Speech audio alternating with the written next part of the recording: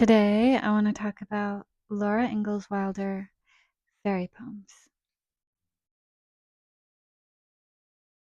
I just want to show you the cover.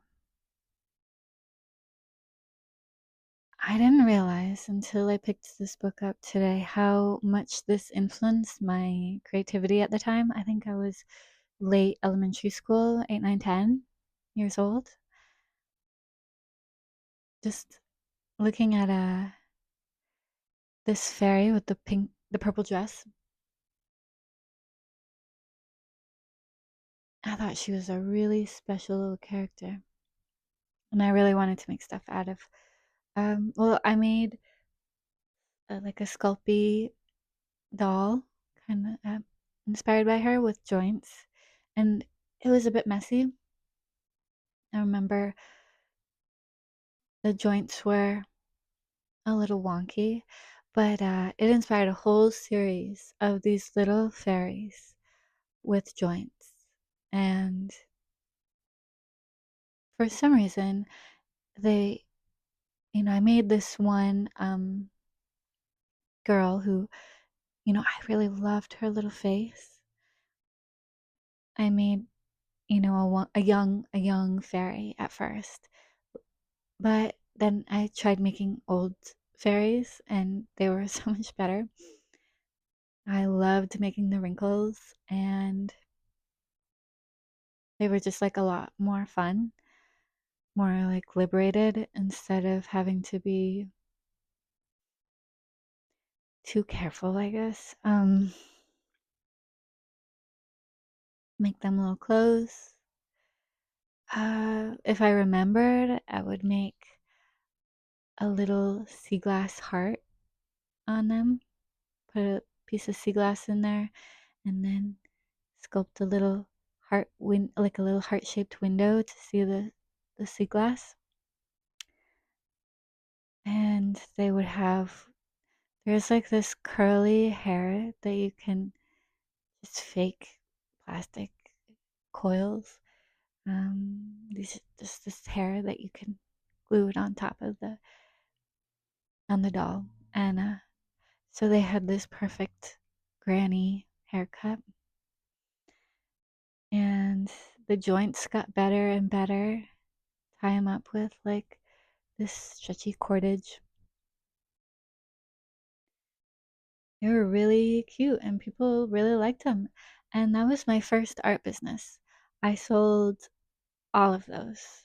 I made upwards of 20 of them and they were very popular. Uh,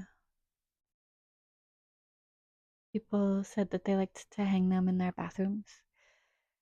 They were just cute. They were just they were very good for a 10-year-old, but very obviously made by a 10-year-old, a little bit like wonky, a little squished. But there was a lot of care that went into them, and somehow I just like knew how old people looked. Like they had these skinny arms with big elbows, like kind of chunky, like a arthritic arthritic elbows, arthritic hands. Um, Kind of these appley round torsos. I think I was just I lived with my grandparents, and so I think I just liked looking at them and found them to be sort of fascinating. uh, like I loved them. I didn't think there was anything wrong with them. Uh, but I was seeing them and seeing what they were made out of.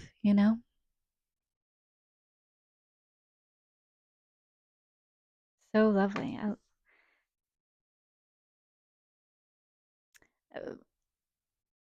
that project was a lot of fun. I mean, eventually I was a kid, so I didn't stay with it long. I don't stay with projects very long anyway.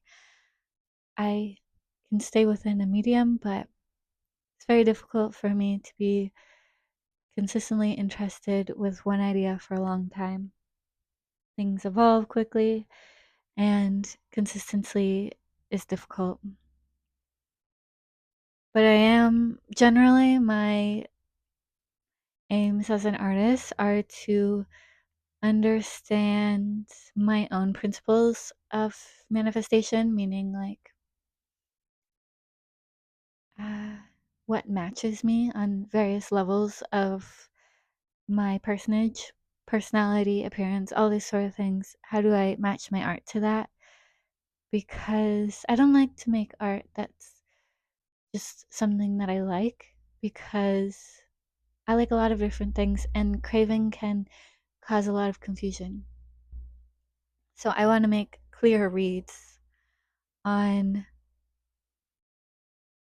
I want to read things clearly. So that's kind of, I can't help but do that with books. This with other artists too.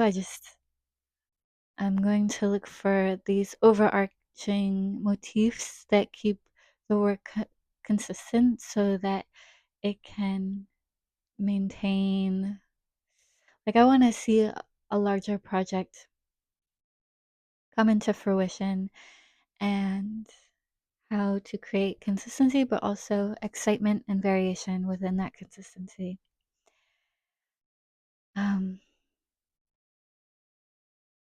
Harmony feels a lot better than too much, than chaos. That's, I guess, what it is. So we're looking at Laura Ingalls Wilder's fairy book, fairy poems. You know, I don't associate her with fairies. I don't know much about Laura Ingalls Wilder. Okay, I don't want to skip any of these.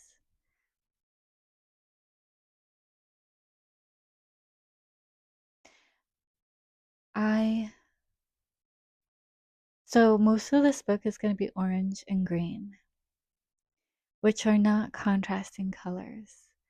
They're close. You know, you either get red and green or blue and orange, but in this case we have orange and green. So already it's kind of unique. A lot of illustrators will use contrasting colors. There's only, 3 sets if you're splitting up the uh, the color wheel into twos and abbreviating the 7 colors into 6. Um, so it's kind of acting in a dual fashion. It's almost analogous because if you have yellow in here, then it's connecting the dots between the green and the orange. But it's reading more like contrasting colors. Like when I look at this, I think, oh, is it green and red, or is it green and orange? I read it as orange. It's acting kind of like a red, and I think these are cherries. So I think it's actually supposed to be red, but the the metallic of and the light. So the metallic and the lighting are kind of the same thing, because metallic is reflecting all of the colors within that color season. I'm really into color seasons. And it's reflecting the light source. And, you're matching it. Ah, wait, I'm like confusing myself a little bit because I'm thinking, oh, it's not a mirror. It's not reflecting the environment because the metal itself has a color. But the reason metals match with the color season is because the environment uh, has a golden glow or a silver glow. And this has a golden glow.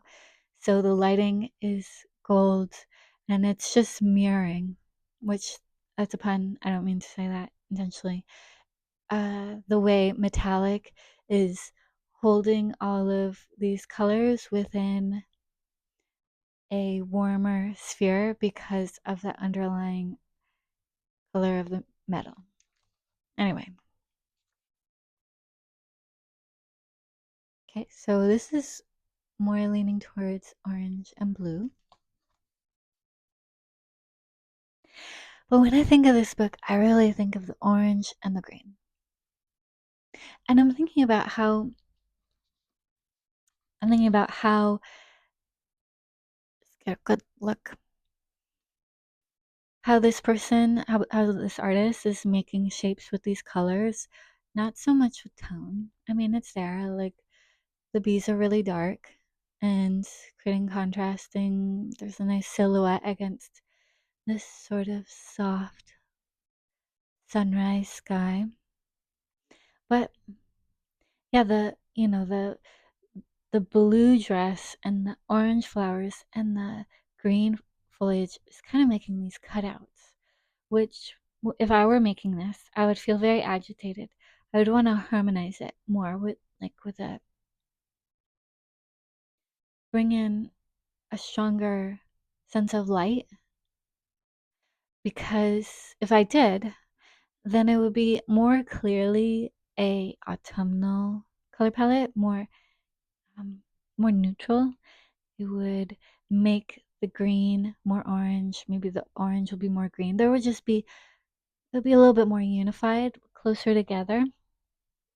But so throughout this book, I'm gonna conclude that it's autumnal, but because of the contrast, it's pushing into pink. I mean, into spring. So autumnal. No, not a lot of contrast. We are getting this is, I think, maybe a good example of the greens having a little more orange and the orange having a little more green. Yeah.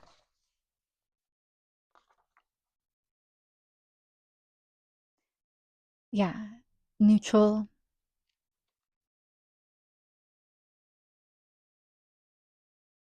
And then we're on fire here. Still feels like autumn. It feels like autumn. The imagery is autumnal. But I don't know what to do when I start seeing this like push into brightness, into more um, clear, bright colors. And I'm overthinking this because when I'm making my own work, I'm making decisions about, okay, this is pushing too bright and it's going out of my more muted soft tones. Is there a problem? Do I have to fix it? Do I have to r- reroute it? And just, I think because the sky is really important to, like, a lot of this is like agricultural. It's the garden. Well, this one isn't necessarily the garden. This looks like it's inside a house. But anyway, what I'm saying is that the sky, the great outdoors, the expanse of sky, or just it's like a providing the setting with a sense of time of day. This could easily have been tucked away into the full foliage, like a tree is behind them, behind this grass or whatever. We didn't have to have this sky, and the sky is creating a lot of light, a lot of brightness. It's also really cutting clear the silhouette, which is great composition. It's very beautiful, very, very appealing. Same here. We're getting a lot of sky, and it's creating a lot of interest, compositional interest, a lot of negative space. But then it's confusing the color palette. If we're going autumnal and we're trying to restrain it to this muted tone, what happens when we do want to create some contrast with the silhouette? I love this one. The sun rays waking her up. Um, and so these are like the compromises, the decisions, like, the artist maybe, I don't know how clear, um, how conscious these decisions were, but if I could tell a story about what the artist was thinking maybe. Maybe they felt a little bit backed into a corner because they decided that this was going to be autumnal themed. The color palette was going to be autumnal, and it was all going to be unified within that. But then these lovely, these lovely compositional forms were getting lost. And so they were just like, maybe this is over the course of their whole career. They're like, I have to cut these forms out and bring in these bright colors. And so I haven't looked up this artist, but it makes me think, what about the artist caused these decisions to be made? Because there's plenty of ways maybe an artist would enjoy more atmosphere, more muted tones, and an autumnal would feel very comfortable in a more muted sphere, more muted environment. They wouldn't necessarily like how um, how much these shapes are pulling off the page. They might feel agitation.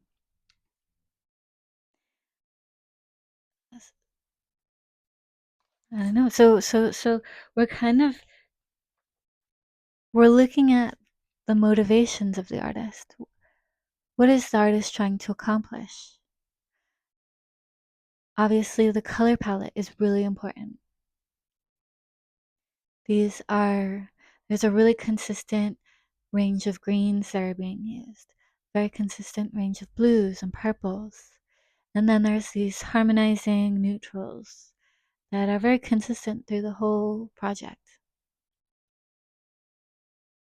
And they're opposed to this artist's tendency to find um, negative space, composition, and this artist is fighting for those elements. These two spheres are sort of fighting against each other.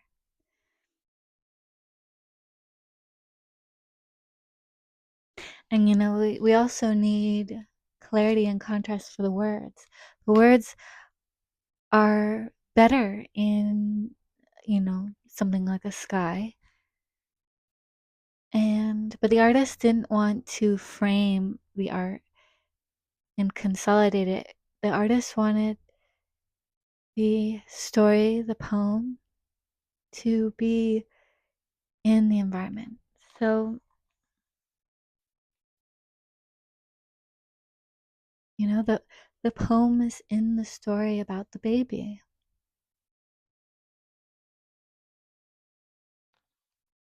It's like the words are being spoken into the environment.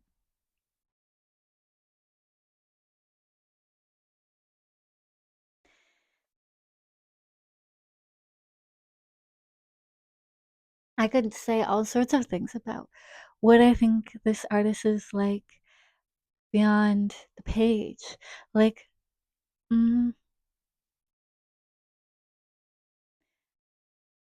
do they struggle with wanting to stand out but also blend in?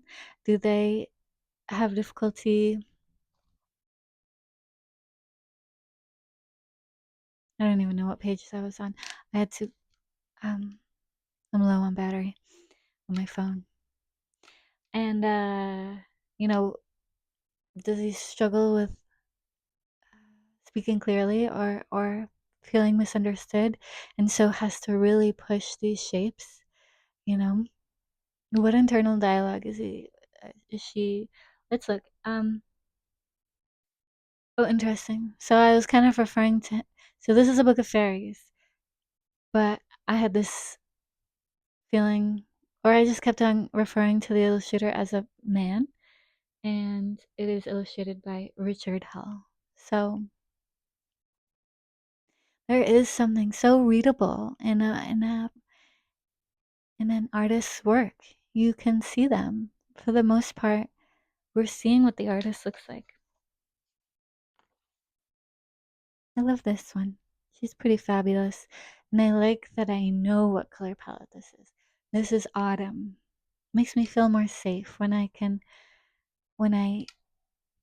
know what um I know the range of decisions, which is what color seasons are. It's a bracket of that helps narrow down the vast potential of decisions.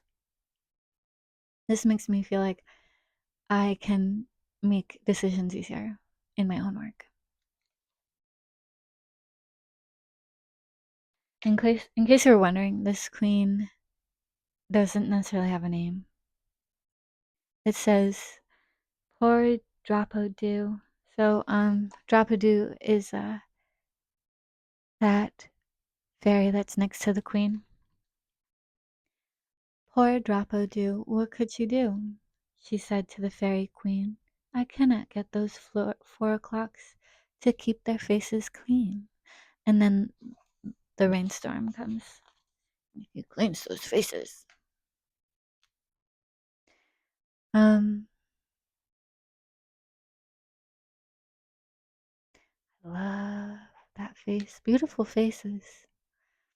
Beautiful profiles. I do want to look at this artist's work beyond this project and see like what what restraints did this artist put on themselves to create this body of work, and what's their range?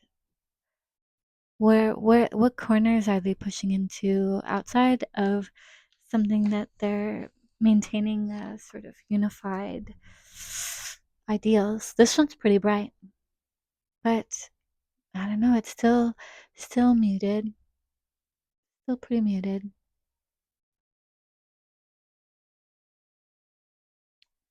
You know, besides these bright lighting of the cloud, the characters, now you can see, even so, these characters, they're wearing contrasting colors, like this female fairy with the red and the green. Uh, they blend to a degree. They're not breaking up her form. She's like, when I squint, she's a single form, and all of these fairies are in contrasting colors. Like he is more orange and purple. The one above him is red and turquoise, blue and orange, red and green, somewhere around there. So they're all contrasting colors, but when I squint, these colors unify the shape form, which is a quality of, that's a muted autumnal quality. So it's just interesting to see kind of through the body of work. Some of the pages use color to break up the forms, and some are intentionally trying to build the form within these colors. And he is unifying the palette to achieve that. And having this bright color around these forms kind of helps to like create a contrast that unifies them.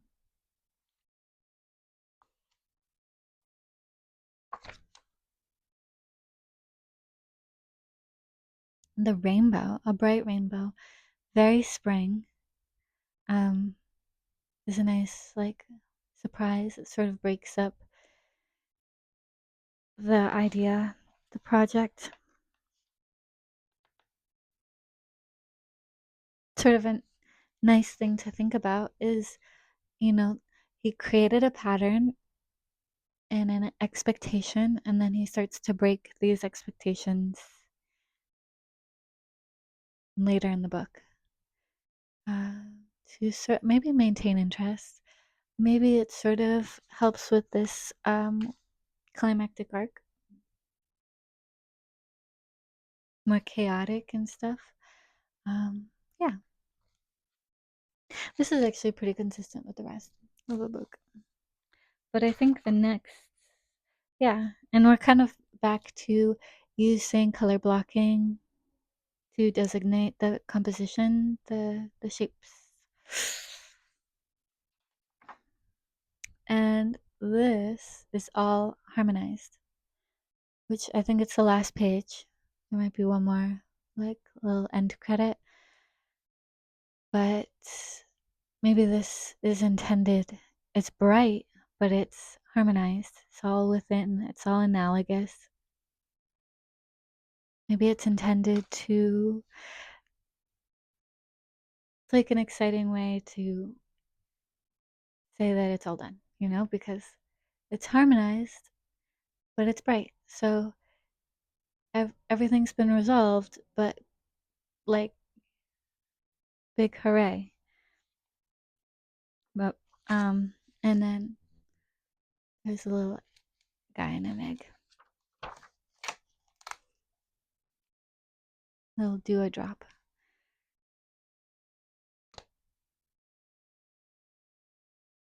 Yeah. So, really special book. Ah, I'm just having like that memory as a child looking through this with utter fascination. I just thought it was so beautiful.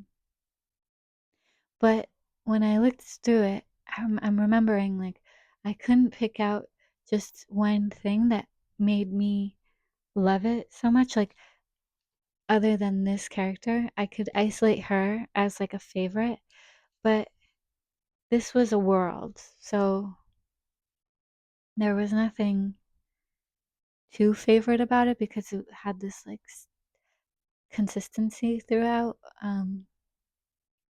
I just liked maybe kind of basking in this warm sun kind of thing. I liked um, how clear and distinct the features were. They really feel kind of like little dolls, and I'm not surprised I made dolls based off of this. All right, well, that's all I have for today. Thanks for going into this little realm. It's very nice to revisit it. Cool. Thanks. Bye.